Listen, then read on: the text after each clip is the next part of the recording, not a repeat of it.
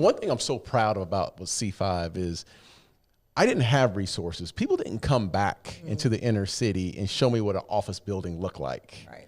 Or show me what a leader outside of the drug dealer down the street. They didn't show me those leaders that were in the community, and those leaders being someone that looked like me, maybe my skin tone. I didn't see that growing up. All I saw was the guy that was the most successful was a drug dealer who drove the Cadillac down the street, right?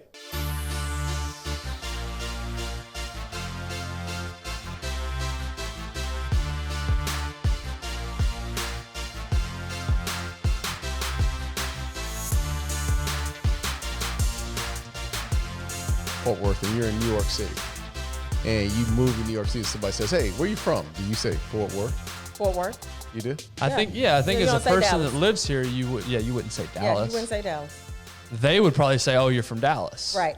No, but would you say, like, because people are going to say, like, if somebody is from maybe Europe or something, they say, where are you from? You say Fort Worth. Yeah. Fort Worth, Texas. They're probably going to be like, it's by Dallas. Like, no, they're going to know, it's by Dallas. Yep. You might as well just say Dallas. No. Dallas, Fort Worth. It's two different places. Two different places. Two completely I know it is, two different places. You don't even do that. All right, You're just come like, on. no, I'm Press go. Let's go.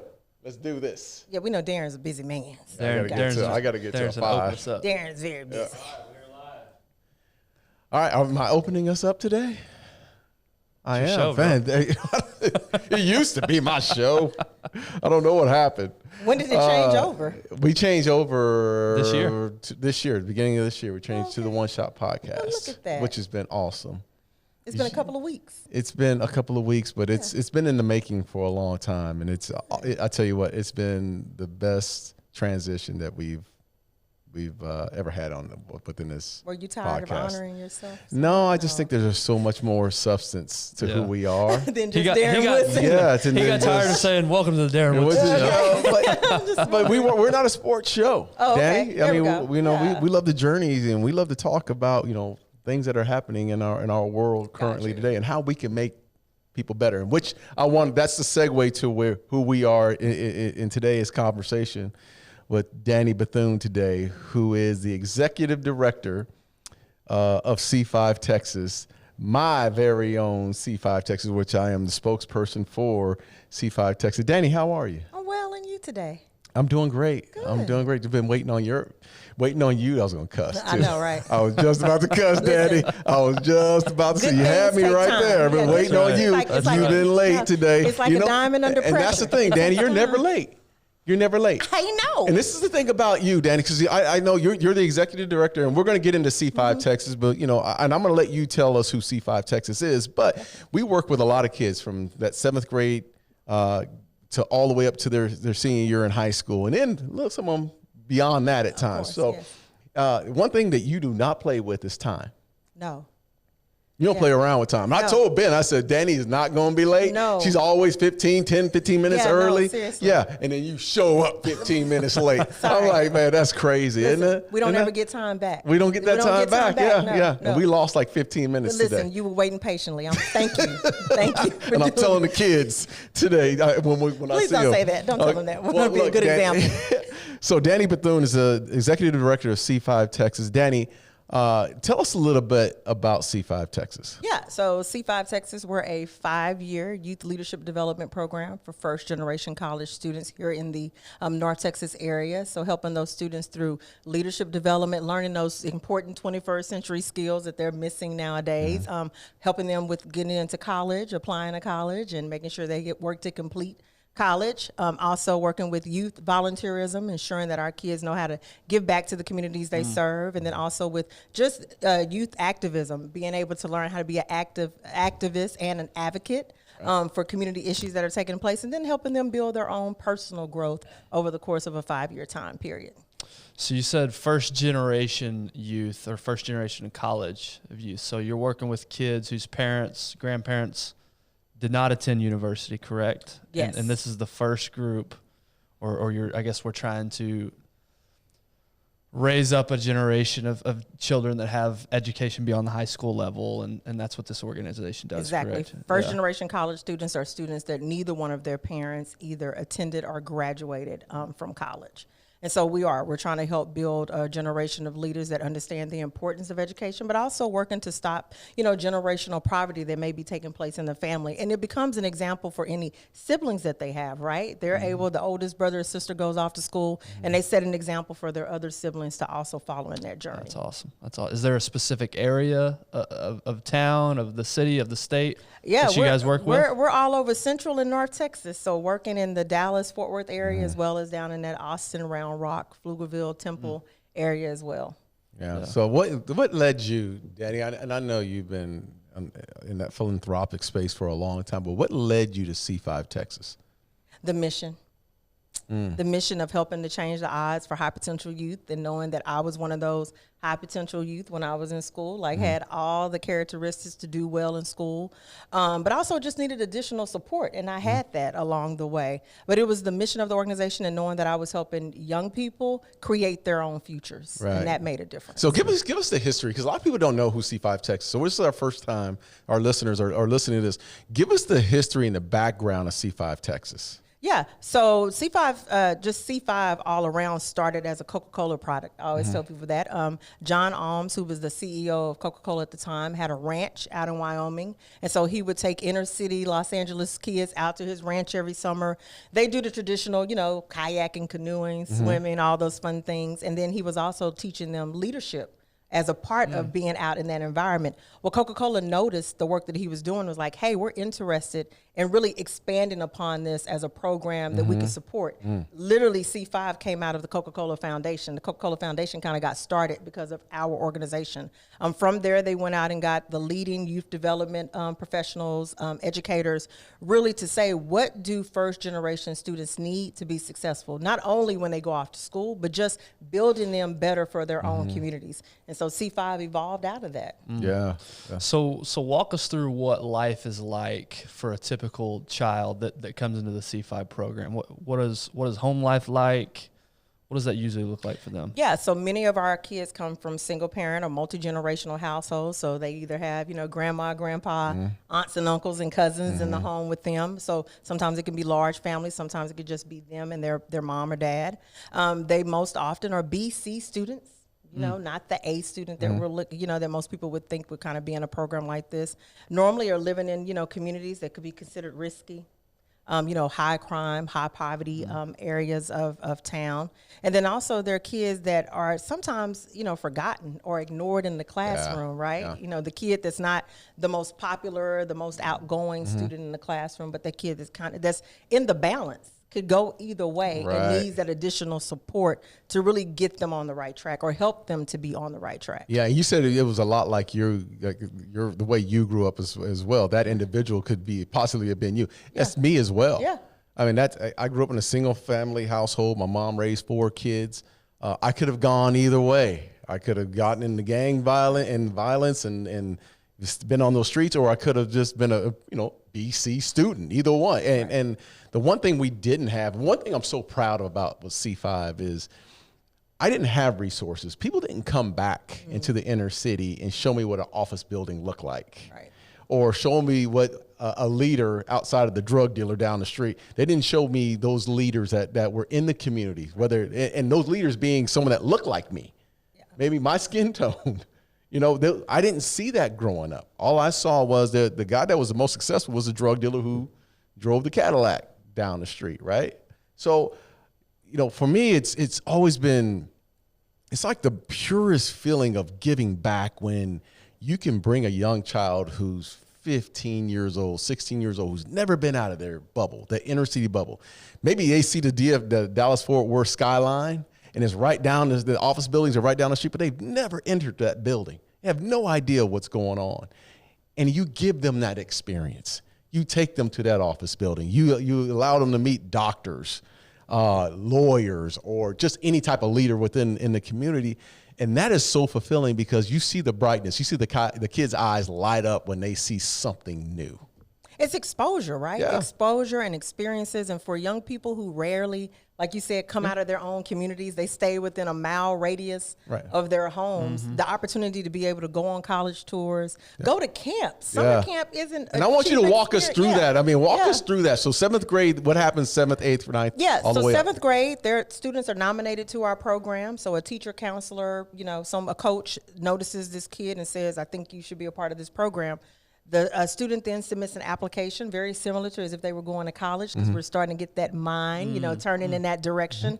And then after they complete their application, we interview them. Darren has been a part of the interview process, and it's amazing to hear stories of 7th graders, to just hear their minds, especially as middle schoolers. There's a lot of peer pressure during that time frame. So the opportunity to kind of talk about yourself with, you know, without a filter is exciting for the 7th graders. And then once we go through the interview process, we'll select a certain number of students who will then start the C5 journey with us.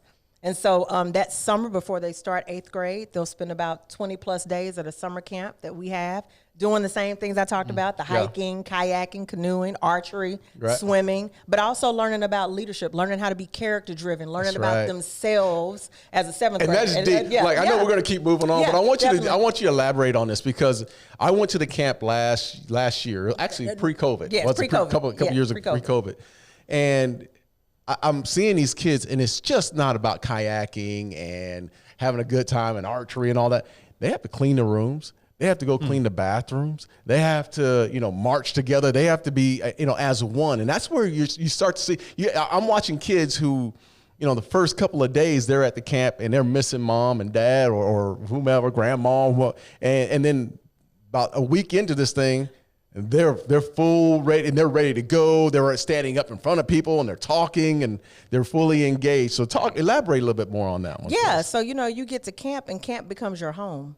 So now mom isn't there to pick up clothes. It's your responsibility to pick up your clothes, wash your own clothes. It's your responsibility to keep not only the area you're living in, but all the rest of the common areas together. We are working to build community. So while they're there, so that they get that experience, that once they go off to college, this is what community looks like. And this is how you build community. Also, they're there with kids that they don't generally go to school with. So how do you now start to build friendships with folks that are just not commonplace to you? Because when you go off to school, you're going to have to do that. Learn how to build relationships with people that may not be a part of your circle and your crew. And it gives them that opportunity to do that and discover themselves. You know, being able to be out in an environment that is not your home, I think it's both great for the student, but it's also great for the families.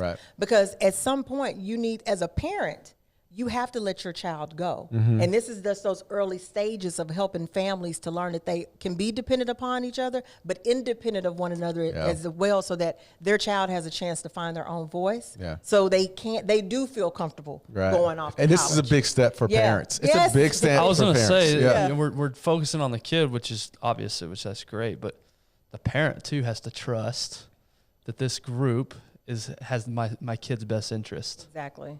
And how much buy-in does a typical parent, like, is this something that they want for their kids? Is there some resistance there? I mean, I'm assuming it's different. It's both, right? It's both.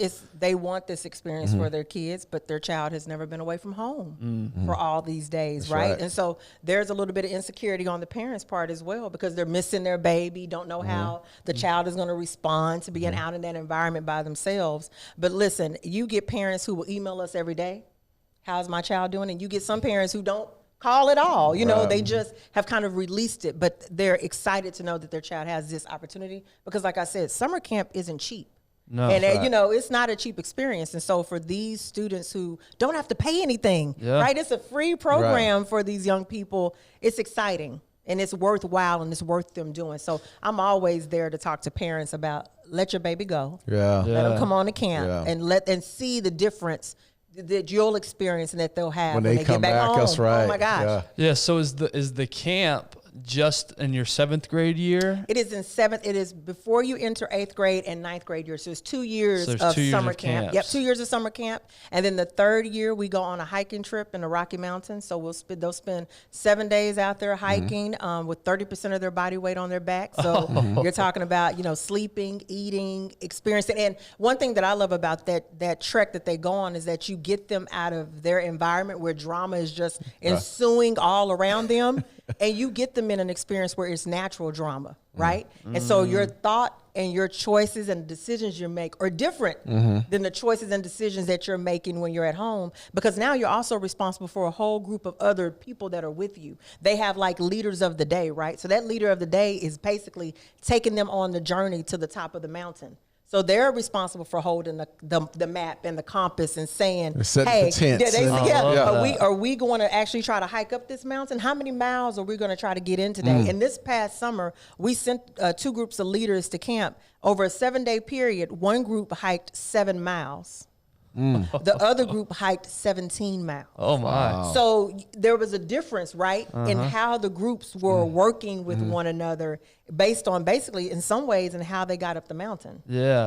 And how many kids are in this going on these trips? So they can vary depending on our class sizes, how many kids will go on the trip. We'll try to send at least 25 or more students on their trip, because remember, we'd love to send more. Yeah, we love to send more, but you're talking about the expense of flying kids out to the destination and then getting them hiking. It's interesting you choose that as the activity, right? And you explain so well why. Because you're getting them out of their element, you're getting them into a completely different environment. Right. You're forcing them to do hard work. Right. And well, what I'm saying is, we're challenging them. It's the challenge, right? Yeah, that's a better way to say it. It's the challenge. We're helping them to become challenged. So when they're experiencing things in their own lives, this experience that you're here back at home isn't the same thing that you experience out on that trek. Right. And so you look at it differently. Yeah. You know, you look at what you're going through in a different light, and it helps you to understand you can get over obstacles. Yes. Yeah. And now college is not a far-fetched idea. Like, if I can climb a mountain with 30% of my body weight on my back, then I definitely can go to college. Yeah. Why wouldn't I go to college? Exactly. Right. Why wouldn't I? It's easier than this hike. But some of the experiences, like these kids have never been on a plane. No, exactly. Well, I was never seen an airport. Let's break it down. Like, maybe to some people listening, they're thinking it's a hike. What's so big? Yeah. No, you're talking about kids that have never been out. Like we're saying earlier, Right. out of a 1 mile radius from their home. Right. They've never been on a plane. Right. They've never seen the mountains. Exactly. They've never done any of And these listen, things. you're experiencing 4 seasons of weather. You don't get that in Texas. We go from what? fall to summer? Within the same week. Within the same week. Within the same week. I mean, like, what are you talking about? Yeah, it's an experience. And that's some of the things we do before they even go on a hike. We do an airport simulation, because we realize many of them have never been to the airport. So we want to try to help them feel comfortable going through that process. But once they get there, it's not meant to be comfortable. The trip is not meant to be a comfortable trip. Right. It is meant to be something challenging for them. And as soon as they get off that hike, kids are excited about college. The next year we do a road to college tour. So now the students are responsible for planning their road to college tour. What schools do they want to visit? Okay, what's the age then? What's the age By group? that time, they're getting ready to start 11th grade. 11th grade. So by the time we go on the road to college tour, they're getting ready to start 11th grade. So they've gone to college campuses. They visited them. They're, excited. They are familiar. They kind of have an ideal of where they want to go, and they know what the expectation is to get into college. So before they start 11th grade, they're already preparing themselves. So what do I need to do in 11th and 12th grade in order for me to get to this college that I just but their visited? sophomore year, they're getting on buses and they're going to see, is it 7 college? How many colleges? They can go up to about 8 to 10 colleges, in depending on how they days? plan it, in about 7 days. In 7 days. In about 7 days. And that's staying in the dorms. That's getting the college experience. That's right. They are staying in the dorms. They're eating the dorm food. They have to complete a community service project within the community, and they have to connect with the major that they want to major in when they get to school. So they have to connect with the dean of that school related to the major that they're interested in. Well, because we want them to get that background information of what does it take and what classes am I expected to take and what should I be doing in high school in order to prepare myself for the major. Yeah. All right, we're going to take a quick break from the episode and recognize an opportunity that we all have. If you are having a hard week or you just need some R&R, here's what you got to do is you got to drive up 75 north, cross the Red River to Durant, Oklahoma, to Choctaw Casino and Resort. It is the best getaway that you can get if you're in the Dallas area by far. And guess what? If you're listening from somewhere outside of DFW, say you're in South Texas or you're in another state, which we've got some listeners in other states, fly into Dallas, drive up. It is worth every penny. You don't have to go to Vegas anymore to have a world-class experience at a world-class resort and casino. Yeah, we talk about the restaurants that are up there, those steakhouses. We talk about the concert venue. We had a conversation with Aaron Watson previously, and he talked about the intimacy. Every single seat in that concert venue is right on top. And there's not a bad seat in the house. There's not. And so these artists talk about it's one of the best places to play. And so go check out yourself a concert at the Spa, the brand new expansion. I mean, it's just such a good time. To your point, Tyler, if you need a break, things are getting crazy, times are tough, get up there, get up to Choctaw Casino Resort, have yourself a great time. We experience it. We love it. They're doing great things in the community. Can't say enough good things, and we're so grateful for their partnership. That's Choctaw Casino Resort. Go check them out. Now back to the episode.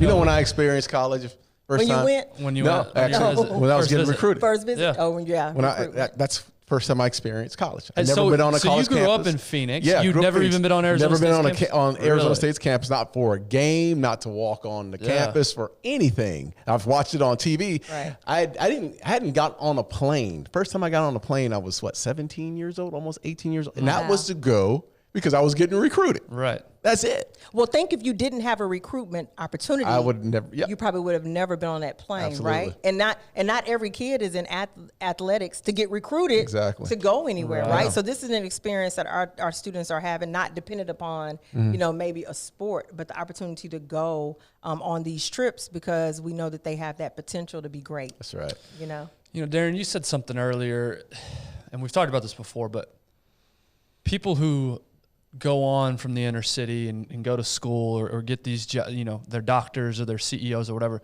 typically don't come back. Why do y'all think that is? Why is that not a thing for people to want to come back to the inner city and give back from where they came from? I think you're seeing it a lot more now. I think we? you're seeing a lot more of those coming back. I can't explain that. I really can't. And I think the time has changed. When I was growing up, I didn't see a whole lot of it. I didn't. It was just and I don't know if there were that many. Think about it, I'm 52 years old. There weren't a lot of black doctors out there or true professionals when I was growing up. You may have had, some athletes playing at a high level, but doctors, the lawyers, there weren't a lot of that. So now you're starting to see, because of C5, like programs like C5, Right, yeah, absolutely. you're starting to see true professionals. And those true professionals are pouring back into the community. And I think that's the positive thing you are saying. right? Yeah, I was going to say too, you're seeing the rise of so many different diversity groups in the community that are concerned about what's happening with young people nowadays, that they want to give back more. And we get a lot of people who are now like interested in, how can I support you all in this way? How can I be a part of helping the kids? How can I talk to the students about the work that I do? And I always tell professionals who want to come and talk to our leaders, listen, lecturing them about how you made it through, like how you got to this point is great, but these students need to actually see how you do your job. That's right. So like bring them a case study of a problem you're working on and have them help you kind of solve it. They're smart enough to do it, but it then really gives them the interaction that they need to see that you're just not sitting at a computer all day typing emails, but that you're actually, there's engagement taking place. You're actually problem solving, critical thinking, making decisions. And when you come and talk to them, you get to help them be a part of that work. So now that starts to get their wheels turning of, listen, it's not only about becoming a doctor, but I could potentially become a project manager. I could be working in supply chain. That's right. Oh, I can work into hospitality and be a regional director of something. Like it now starts to change their mind about what career opportunities are available to them, because it doesn't sound boring, which sometimes, professionals, adults can make things, sure.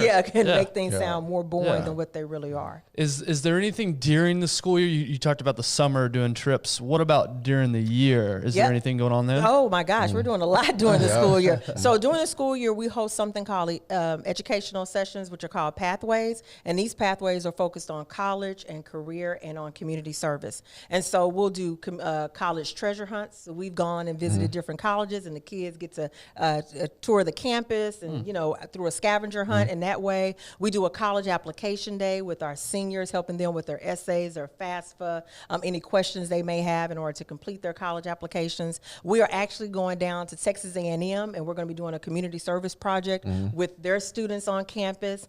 We also are hosting a volunteer activity that's coming up for our students to just help change the environment. So we are doing things probably two weekends out of the month with at least 1 or 2 classes of the students in our program. And as a matter of fact, a weekend that we have coming up, we're going to be doing our Road to College and our Act Now, which is another summer experience planning retreat. So the students are going to be working to start planning for those summer activities. Yeah. So we did what was really life-changing, and I had already been in the program for a couple of years. And, again, I went to the Killeen, I went to the camp there. When did you get first So started? it's about I've been about 2.5 years now. Did you start in 18? 18, yes. yes. How did you hear about it originally? I heard about it through a good friend of mine named Rick Covert. He and I are in business together, and Rick took over the board for C5 about 3 years ago. And Rick asked me to come on. And actually, he didn't ask. He was talking about C5. And we were in a meeting. We were in a meeting before an investment meeting, and he was talking about C5. And I looked at him like, man, he's talking about educating kids in the inner city and building leaders and blah blah blah. And I said, hey, I want to know more about this. And he kept talking. He said, matter of fact, we're looking for a spokesman. And Marty Turco, who used to be the goalie for the Stars, used to run C5 Texas. Used to be, he was the executive director. He was the executive director so at one time. He said, well, Marty's moving on to another project, but man, we'd love to have another spokesperson. And I said, I'm it. Like it just spoke to my heart, because I came from a place where my mother was big on education, and she was big on experiences. And she used to always say, hey, I want you to experience anything and everything out there. As long as it's morally correct, I want you to get involved. And she would push us that way. And I'm telling you, I think it made me the person that I am today. I was curious. I always wanted to know everything that was out there and see things. And my brothers and sisters were exactly the same. So I think it's almost gave me that springboard to want to do more in my life. And that's when I said, look, yes, I do want to be the spokesperson. I want to get involved. But the one thing that really changed me was not so much Killeen, because Killeen was it was my first experience being around C5. And what was impressive there was watching the kids work together, clean up after themselves. If somebody else dropped something, there was, you guys, you and the counselors, you empowered those kids. And there was something to be said when you empower a kid to be someone, to know who they really are, right? So that was one thing. But when a year ago, through COVID, we couldn't see the kids. We couldn't interact with the kids. It was all virtual. Everything was virtual. We did the interview process. And we were interviewing kids. And Ben, I told you about this. We were interviewing kids in 7th grade that were coming in.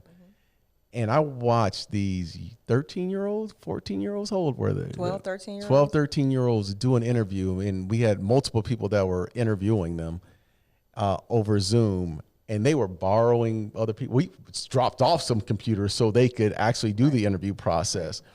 But, we had people kids that were doing interviews, and you had 5 or 6 people that were living in one room that were walking around while they were interviewing. I had one young lady, and I think she was about 12 or 13 years old.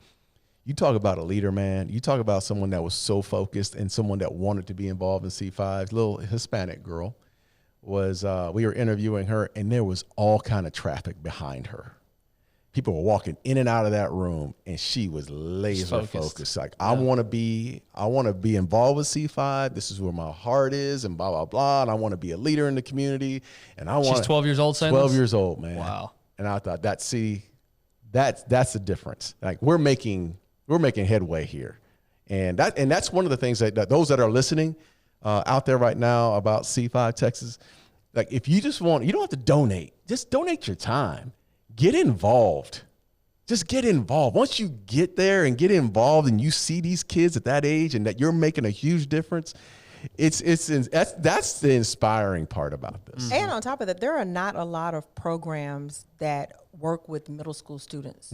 They're almost like the forgotten group. Yeah. So we're very focused on elementary school kids and making sure they know how to read and write, right? We're focused on high school students, making sure they can go to college and have a career. But that middle school is like a lost group within services that are provided to them. So I think one thing that makes us such a great organization is that we are working with 7th and 8th graders, Right. especially during a time that that you're seeing more 7th and 8th graders going through a lot more pressures, just really due to internet and Right. just Social things media, going on. Yeah, yeah. social media. We're helping to help them to figure out who they are at a young age, to become self-aware enough to say, okay, listen, I don't want to go this route, or this is what I'm trying to do, or yes, I want to be a leader. At camp, we pick a leader of the week. And when I tell you, when they become a leader of the week, and it's something that somebody says, they're like, hey, listen, that's not what leaders do. That's not what leaders do. We do this, Right. you know, and it's the opportunity for them to be peer advisors to their other peers, right? And there are a lot of kids that become very socially awkward in middle school, even leading up to high school, right? Oh, yeah. And you're talking about giving them the opportunity to really get to engage with kids that are their age range and move them out of some of this, you know, inside of themselves, kind Right. of scared, and being able to be with a group of kids that are very similar to them and all come from some of the same experience. You know, that's something we've talked about before, is just social media and its role amongst our youth. And the statistics are clear that, you know, depression's up, suicide's up, Yes. these terrible things. How have you seen through C5 the impact on particularly that age group, that 7th and 8th grade? What's that been like? Yeah, so we've dealt with all of that. We had kids during COVID for sure that were a lot of depression, a lot of anxiety, a lot of social isolation. So over the summer, our 12th grade class, as a part of their Actively Changing Tomorrow Now Summit, focused on COVID-19 and teen mental health. So they put together resources that teens could actually go afterwards and have access to help them. Some things that we've done to really just focus on that, we've increased, we do mindfulness at the end. We do monthly check-ins with our leaders every month. We've started implementing more mindfulness into the kind of the work we do, a lot more debriefing about how they're feeling. We provide them a monthly survey, really trying to check their mental health, providing additional resources for them to reach out for things, because we do have students that struggle with body image, that struggle with depression. So identifying resources for that, and we're hosting a leadership summit at the end of April. And for that event, we actually have a couple of nonprofits coming out to talk about positive energy, mindfulness, mental health, suicide prevention, Right. because we know that it is an issue with the students in our program, and just trying to stay in contact with them. What sort of, for lack of a better, checkpoints, or how does a kid stay involved? Meaning, or what sort of requisites does a kid have to show to stay involved with C5 throughout that? Yeah, so one is that they have to, you know, attend those pathways, the educational sessions that we hosting. They have to be a part of the monthly check-ins that we do with them. They do have to maintain their grades, at least maintain a 2.5 GPA. They have to also provide 40 hours of community service. So we look for them to give back on their own accord. Even And if that's from 7th grade till that they is for graduate? 1 year. No, every 40 year, hours a year. Every Yeah. year they have to provide 40 hours back to the community. Great. Right. And then also they have to participate in our summer experiences. So that's what kind of keeps them into the program. Talk to us about service and why that's so important and why that's a cornerstone for C5. Because that's how people come back to their community. That is how people come back to me. If you expose young people to community service in their own communities, let me say that, in their own communities, that's what brings them back. It puts in their head that, hey, I can change my own community. I can be an advocate for my own community. And it doesn't take a lot of money to do that, but I can come into my own community and evoke change. And from that teaches them along the way, hey, don't forget to never always come back to your community and give back. So it starts not only young, but it starts about being intentional and how they serve their community. And that's what brings young people back. Yeah. So I think that's some of the things we might have missed when we were younger, is the opportunities to actually serve our own communities. And I'm gonna tell you how it had impact over COVID. We have a lot of students who live in apartment complexes, and they were seeing people get evicted out of their apartments, right? And a couple of young people said, now, how can we build community in our apartment complex? We're seeing so many people coming in and out. How can we work to build community through that? And they thought about doing a community beautification project. So they thought about, like, let's get the community together and start just picking up trash around the apartment complex just to show, and getting people outside the house. And it's still a safe way, right? They're outside. They can still put on a mask if they want to. But that was a project they thought about for themselves in their own community. Right. You know? So you're empowering these kids to take ownership of these. Exactly. It's not like you have C5 leaders making them or telling them these kids are doing this themselves. That's amazing. They're thinking of they're thinking of their own ways that they can impact their community. Yeah. Another thing that you touched on earlier, going back to the hike, is how you grow with other people is struggling together. And so that's so brilliant that that you take them out on a hike and they've got to work together and they've got to struggle and they've got to go through that adversity. That's so.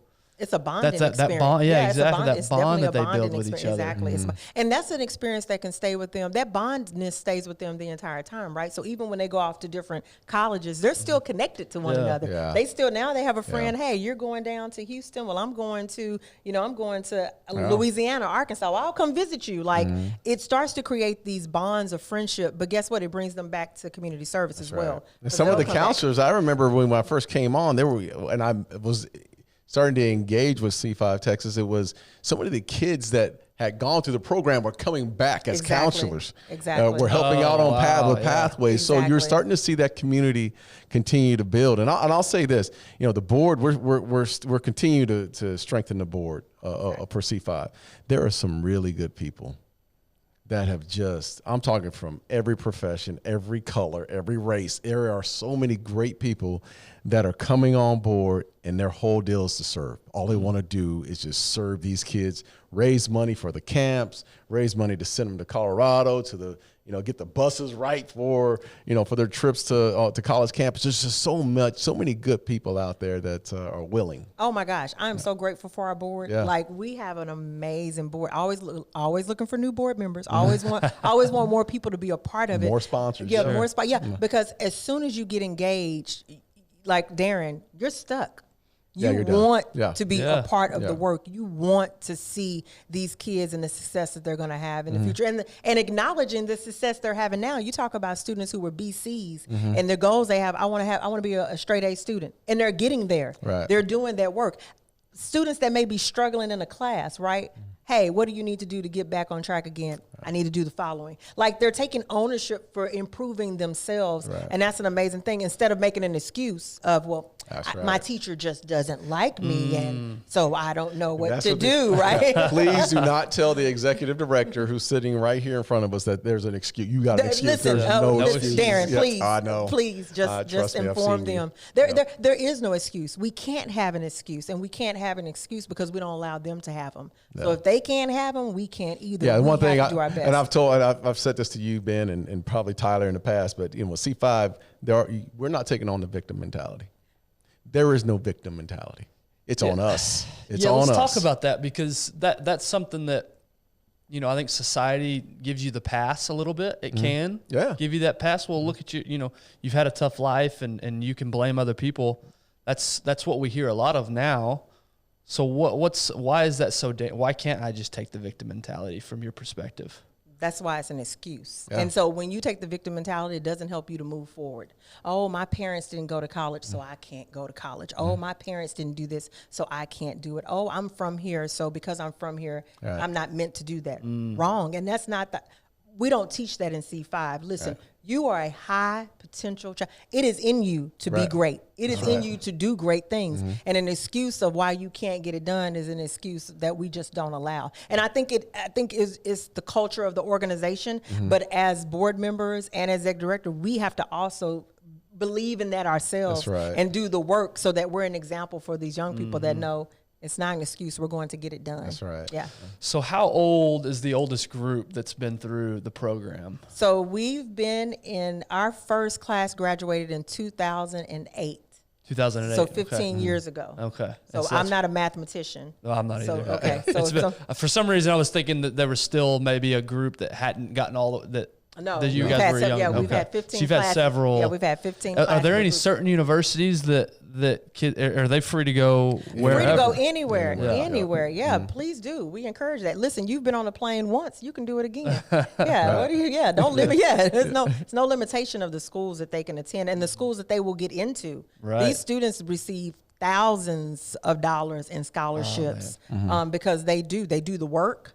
Their grades are great. The community service that they've been able to allocate Yeah. over the years, the experiences they've had. They've been a part of group projects before they get to college, right? So they're already they know how to work in groups and put and execute plans and do things like that. So these are some model students by the time they get. What college wouldn't want them to be a part of their university and a part of the campus and the culture? I want to take another quick break. And speaking of breaks, I want to thank our sponsor, Sleep Number, who gives you the best break of every single day of your life, which is sleep. And what they're doing with their technology and their mattresses is second to none. They have taken the mattress game and put it on steroids. Yeah. They check your heart rate, your circadian rhythm. They're doing all these different things to test you while you're sleeping to make sure that it's custom and that every single night is the most restorative, restful sleep that you're ever going to get. It's no accident that Sleep Number is the official sleep partner of the NFL.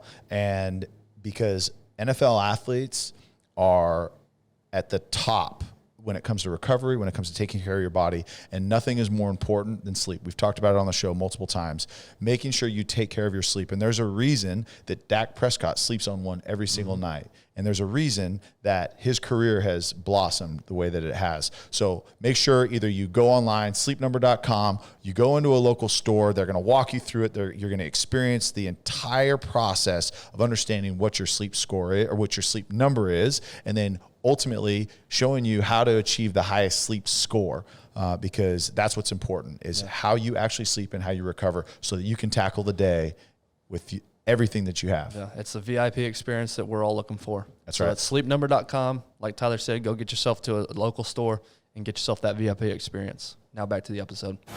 Yeah, because they know how to get engaged. Yeah. What are some of y'all's favorite stories? I mean, you obviously don't say names, but what are some kids you think of that have gone through the program that just pop in your head? I mean, all of them obviously, but can you think of anybody specific that? I can't remember her name. Gosh, I can't remember her name. And you can't say it. Well, yeah, don't it say the name. anyway, yeah. But we were at camp in Killeen, and it was, I think they were on day. It's what total of 27 days? How many days? Yeah, it can go that long. It just depends. And it was day 21, and she tells the story. She was telling me the story. She was sitting at the table. We're in the lunchroom, and they're about to do this little dance deal, together. But she's telling me the story about her first week in Killeen and how much she missed her mom. She had never been away from her mother, and she wanted to go back home. She didn't want to do this. This was like day 3 of her being there. She couldn't sleep at night. She just felt uncomfortable. And she said something happened like on day 6 to where she just sat back and thought, I can do this. I can do this. She wasn't a leader the first 6 days. And then on day 7, she was like, I can do this. I want to lead. I want to make my bed. She fell in line, man. And those are survival instincts, man. At some point, you're gonna have to choose one way or the other.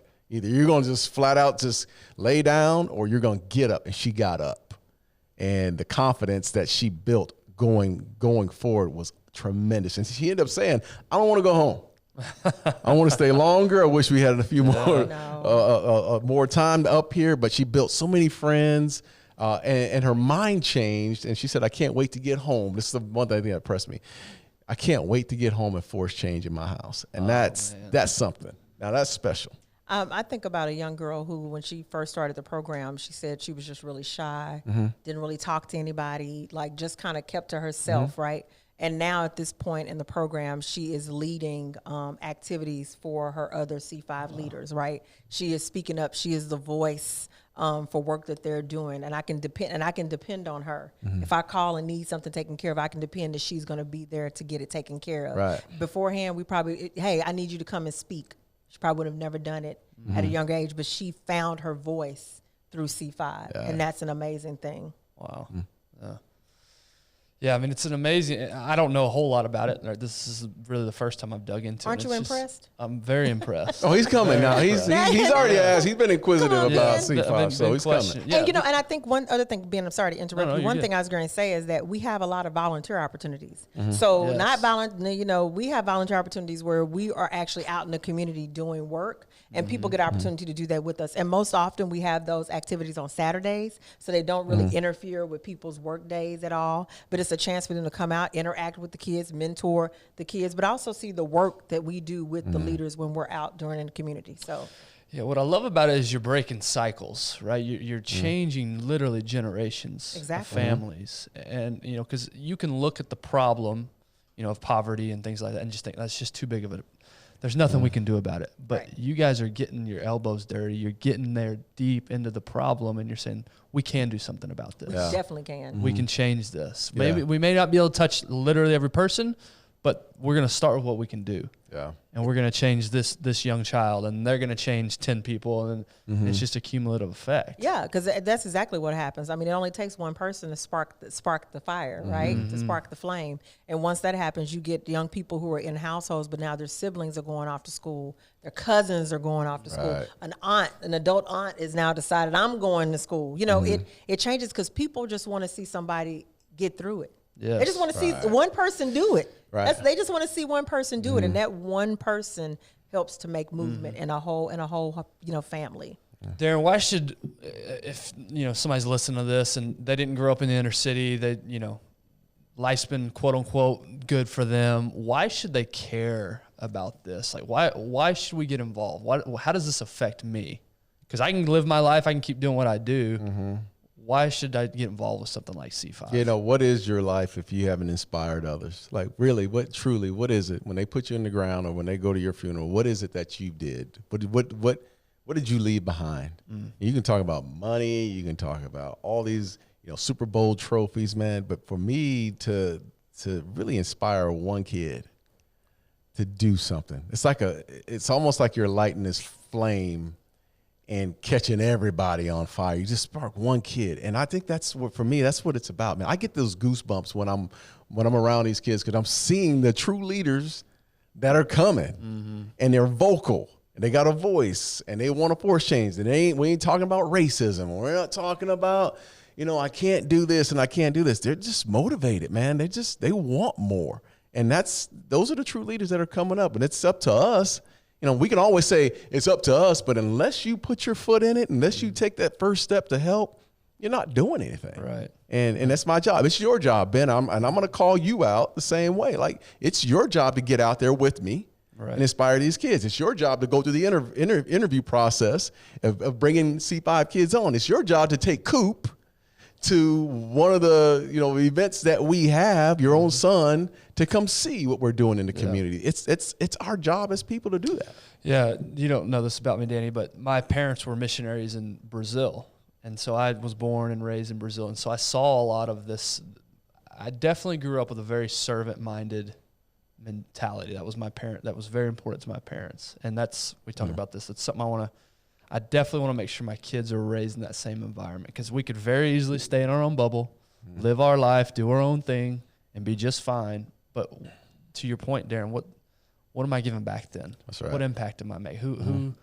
Who benefits from that other than us? That's a very selfish way to go about it. The way I see it is, we're just this country, we're a big family, right? And if some of us are struggling, how can we help them, right? Because these kids, they grow up and they go off to do big things. Yeah, it changes but it changes society as well. Right. It's not just their family that it's changing everybody. Yeah. We're all getting better because of that. Yeah. I got a quick story, and I want to tell the story about that impact. What we just got done talking about is my church years ago. We used to send kids to Washington, D.C., and this was the time when I was playing in the NFL in early 2000, and for 7 years I would fund this trip, and we would take 60 kids and then some of their parents, at least one parent, and we would put them on buses, not planes. We put them on buses and we send them to DC. 5 years ago, I was in a supermarket here shopping. Kid walks up and he says, "Hey man, I want to thank you." And I said, "Thank me for what?" And he said, well, you supported the trips that we used to do at Christian Chapel Temple of Faith. And you were really involved and you used to send us there. And I remember, the pastor, you wouldn't say it, but the pastor said that you cut the check to support us and this and that. And he says, well, those trips inspired me to go to Georgetown, work for a senator. I'm an attorney now. Wow. I'm back here in Dallas in my own community giving back. And I was like, man, see, that's it. That's what gives you the goosebumps. That's the reason why we do this. I would have never have known this kid. If we didn't run into each other, I would have never known that. But there's so many people, like not just on our boards, but there's so many people in the community that are doing way more than I ever did. And they're aspiring so many more. We just had Martin Luther King Day the other day. You talk about an inspiration, a true inspiration are those that are just serving others. That's what it's all about. And I think, what impact do you want to leave behind? Like we complain so much about society, right? Oh, these kids nowadays. Well, you know what? If you want to have impact, get involved. If you think kids aren't going in the way, do you think kids or they need to know certain things? Get involved. Come mentor. Come talk to these young people. Also, I think we're missing wisdom, and there's so much wisdom that's not being shared across the board. It's someone's opportunity who's had experiences in their life to share their wisdom with someone who hasn't. Share what you know, share what you've done with someone who hasn't, because it's a great way to inspire them to do more. So if you have had the opportunity to be raised and enjoy life in a different way, the one thing you can give back is your wisdom. And that's more than just people. That's not just regular individual people. This is businesses that are out there. They can provide that wisdom and get involved with us. There's just so many people or businesses that have opportunities to really impact the inner city. It's just, it's right there. We just got to do it. Yeah. What about financial, like is finances being taught to these kids, how to manage money and manage wealth one day and investments? Is that part of the program? Yes, that is a part of the program. So many of our kids will probably qualify for grants and scholarships before they go to college. So we do some classes on financial literacy, how to budget, but also how not to spend all that scholarship money when you get to college. I wish I had a class for that. Being able to manage those dollars, right? And sometimes, it's sometimes kind of hard to teach financial literacy to people that can't afford a savings account, right? Like, what am I'm barely paying. My family barely pays bills. How do we manage that? But we do teach financial literacy, because what you do have, you still can manage it. Yes. Yeah. Yes. And how do we manage needs versus wants, right? That's huge. Huge. So huge. a lot. Yes. So we do provide financial literacy to our leaders, because we understand the importance. Doesn't matter where you come from. If you have 2 nickels to scratch, I bet you can still buy penny candy and have a little bit left over to save. So just go ahead and do it, right? Man, I love it. I love it. Okay, so you've convinced us. You convinced me. How do we get involved? What's the best way to go about getting involved? So the best way to get involved is to contact us at www.c5texas.org. We will have you fill out a volunteer application, and then we will connect you with several ways that you can get involved with the organization, because there's a lot that people can do. Yeah, I'm imagining different skill sets are needed. Different areas skill of expertise, areas of expertise, careers. Just not your doctors and your lawyers, but just people who are in businesses and organizations that a young person would have never thought to do. Most often, I try to tell my students that one of your most important things is get the college degree. There are so many people who are working in corporate jobs that don't do what their degree is in. I'm not. But they have achieved the college degree, and now skills that they learned in college, and even skills from their major, they're using them in a career path they could have never imagined. That's right. And those are great stories to share too. Like share those stories with our youth as well, as that, hey, your trajectory can change at any moment, but be open to the opportunity. Right. That's awesome. Yeah. Man, I love it. You didn't talk about how people can give. Yes. Go ahead, Let me help Dani. you. Go ahead and guide the show. Dani, go ahead and drive it. Your show now. Thanks, Ben.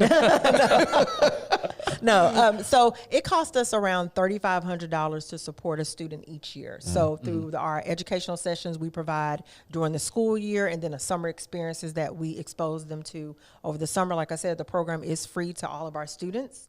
And so those costs help us to be able to provide the transportation, the food, the program materials that they need, the educational sessions that we're working on. It helps us to organize all those things together. And so if someone wants to donate, $50 can help us in just purchasing snacks for a young person. $100 helps to support them in attending our professional leadership conference that we host every year. I hate to jump, but $1,000 actually helps us to recruit a new student into the program. This year, we have a large goal of bringing students in. So, you know, if we can help, if anyone is interested in helping us to recruit more 7th graders for our program, encourage them to help us do that in the work that we do. Yeah, and there's a lot of listeners that we have on our show that are from other cities, other states around the country. Listen, if you just donate. Yeah. Just donate it. Because this isn't any other state or city right now, right? This is just Texas. We're in Texas. We're in Texas. So, I mean, they can get online and donate. And a lot of times, you know, if you're here locally, you can donate and know where your money's going. Sponsor a kid. You know, get involved and sponsor a kid and show up. That's the great thing. Not only sponsor the kid, but get to see the kid. Yeah, get to see the kids. Yeah, yeah. Like me, I'm a big kid. You can sponsor me. That's an important point because there's so many nonprofits out there, so many, and not all of them are doing ethical and moral. You know what, things man? with the money. Look, we could go down that road, but Yeah. you know, to me, it's, you know, that's a slippery slope because we just don't know who's doing what and who's. All I can do is speak. All we can do is speak for what we're doing at C5 Texas. And that's my point. Is you know that this is an organization. Your money's going to go a long way to doing some really, really powerful things. Exactly. Yeah. Exactly. I love it. Exactly. It's been fun, man. I'm telling you, it's been you and I have been around each other for a number of years. You've seen the joy in my heart, and know that, you know, every time we have a C5 Texas event, it's you know that's my Super Bowl. I'm not playing in the NFL no more, but that's my Super Bowl. Yeah. So it's a great organization. I've worked for several nonprofit organizations in my short career, because I'm very young, during that time frame. And I always told people, if I were to win the lottery, this would be the organization I would work to set up for infinity, for sure. Right. I believe in this mission and the work we do for young people. Yeah. And I've worked for quite a few nonprofits, but I believe in our work, and I'm passionate about what we're doing, because we're changing lives. And the other part I always tell people is that you have a high school diploma, you have a college degree. These babies don't. Help them get to where you are. that's right. Yeah. Help them get to where you are. Give them a start. Yeah, give them a start. A kickstart. Just give them a start. So as we wrap this up, what does the future look like? What is the future of C5? Oh my gosh, the future of C5 looks amazing. The opportunity, as we grow, the opportunity to take in more kids than what we've ever been able to take in, I think will be an amazing feat for us. The opportunity to set ourselves up as one of the leading out-of-school program for middle and high school students, helping students transition from middle to high school to college, college to life. Like, I think that'll be the legacy that we're able to leave for others in this community. Yeah, and just seeing other kids come back into the fold. Yeah. You know, I bet that's got to be so cool. that's the to see. inspiring part. Like, See kids come back. Let's continue to grow C5 Texas. Let's continue to get more kids in the program. But I want those kids to come back into the community and be those leaders within C5 that can continue to lift this up. Yeah, that's one thing I didn't ask. When they do go off to school, to college, is there anything still involved with them? I mean, obviously, I'm assuming you keep tabs, but Yeah, we do. So they are able to, like Darren said, to come back and work for us over the summer, but they're also able to come back and work with us during the school year too. All right. So if they want to come back and be a mentor, volunteer, alumni, we love them. We love to have them be a part of the work that we're doing. They'll come and teach classes for us as well. So yeah, they're involved, and they reach out to young people that they've connected to as well. Like, they keep that bond going too. That's great. Yeah, so That's great. So we're gonna set up something on the. We got to put we got to have a donate button Yeah. for the One Shot podcast. Well, as a show, definitely, and then individually for Yeah, sure. absolutely. And that's c5texas.org. C5 Texas, the letter C, the number That's 5. how you can volunteer. That's how you can donate. That's how you can do everything Yep. on that website. So, man, thank you so much. Yeah, thank you, you. This Danny. was awesome. I've gotten to hear through Darren about this organization, and it's good to finally meet you and hear more about as well, Ben. Even though you were late today Listen, for the show, and I'll tell all the kids. please don't. Yeah, That's I all will. I ask. Trust me, I will. You can tell them anything else. Don't tell them that I was Can't late. lose credibility. Exactly. Yeah. See, Darren is over here trying to make me look Throw you bad. under the bus and back up. like don't do that. Listen. Well, thanks, Danny. Really Thank you, appreciate Darren. your time. Thank you, Ben. Yes, Appreciate it. ma'am. Thank y'all so much. Have a good rest of the week.